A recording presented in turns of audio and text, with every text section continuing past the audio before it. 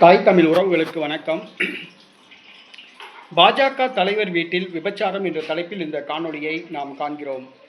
பாஜக தலைவர் வீட்டில் விபச்சாரம் என்ற தலைப்பில் இந்த காணொளியை நாம் காண்கிறோம்.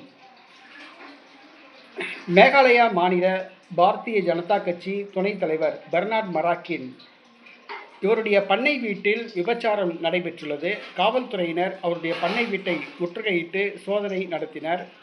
6 சிறுவர்கள், 2 சிறுமிகள் உள்ளிட்ட 73 பேரை காவல்துறையினர் கைது செய்துள்ளனர். பாரதிய ஜனதா கட்சி மாநில துணைத் தலைவர் பெர்னார்ட் மராக்கின் தன்னுடைய பண்ணை வீட்டில் வைத்து விபச்சார தொழில் செய்துள்ளார். அவரை உடனடியாக சரணடையும்படி காவல்துறை எச்சரிக்கை விடுத்துள்ளனர். பொதுவாகவே தமிழ்நாட்டில் கூட பாரதிய ஜனதா கட்சியை சார்ந்தவர்கள் இந்த பாலியல் பிரச்சனையில் சிக்குகிறார்கள். பாஜக பொறுப்பாளர்கள் பாலியல் பிரச்சனையில் சிக்குகிறார்கள். ஆனால் நிறைய பேர் பாஜக கட்சியில் இருந்து கொண்டு அந்த பதவியை பயன்படுத்தி கொண்டு காவல்துறை நடவடிக்கையிலிருந்து தப்பித்து பாலியல் தொழில் படுகிறார்கள்.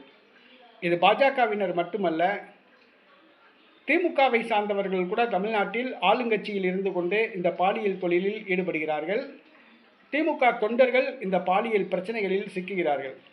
சமீபத்தில் தமிழக வெற்றி கழகத்தை சார்ந்த ஒருவர் கூட திருச்சியில் பாலியல் தொழில் நடத்தி கைது செய்யப்பட்டார்.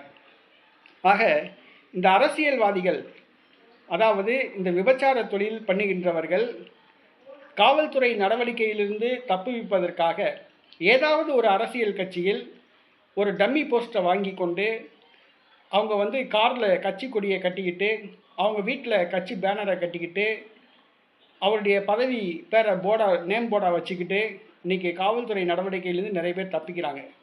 காவல்துறை நடவடிக்கை எடுக்க வேண்டும்.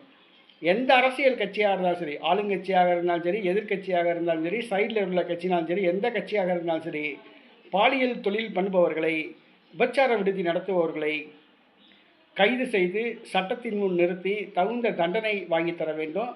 அவங்களை அம்பலப்படுத்த வேண்டும் என்று கேட்டுக்கொள்கிறோம்.